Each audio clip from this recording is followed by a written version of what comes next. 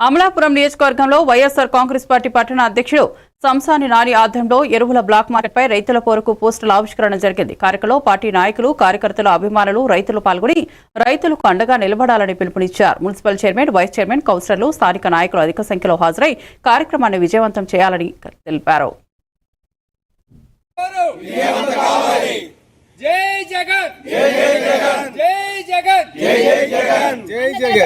YSR Congress party తరఫున ఇవ్వాలని party తీర్మానించింది.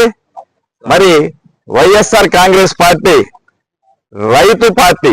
రైతుకి అండగా ఉన్నటువంటి పార్టీ.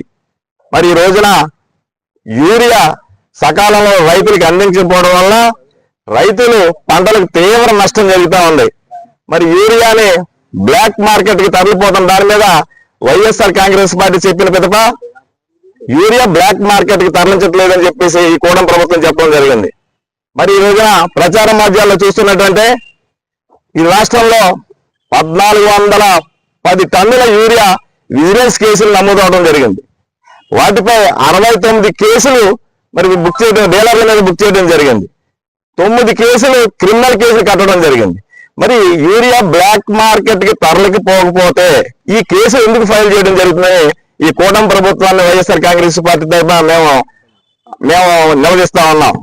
మరి వైఎస్ఆర్ కాంగ్రెస్ పార్టీ ఆధ్వర్యంలో మా ప్రభుత్వ హయాంలో ఆర్బీకే సెంటర్ ద్వారా రైతులకి విత్తనం దగ్గర నుంచి ఉత్పత్తి దాకా మరి రైతులకి అనేక రకాలైనటువంటి సంక్షేమ పథకాల ద్వారా మరి రైతులను ఆదుకున్నటువంటి ప్రభుత్వం వైఎస్ఆర్ కాంగ్రెస్ పార్టీ.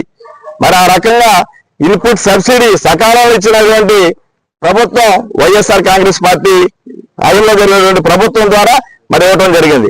అనేకమైనటువంటి సంక్షేమ పథకాలకి వైఎస్ఆర్ కాంగ్రెస్ పార్టీ రైతులకి అండగా ఉండి మన ప్రభుత్వం చేసినటువంటి సంక్షేమ పథకాలన్నీ కూడా ఈ ప్రభుత్వం తుంగలో తొక్కి మరి రైతుకి 20,000 రూపాయలు పెట్టుబడి సాయం ఇస్తా అన్నది మొక్కుబడిగా 7,000, 6,000 ఇచ్చి మరి దులుపుకున్నటువంటి పరిస్థితులు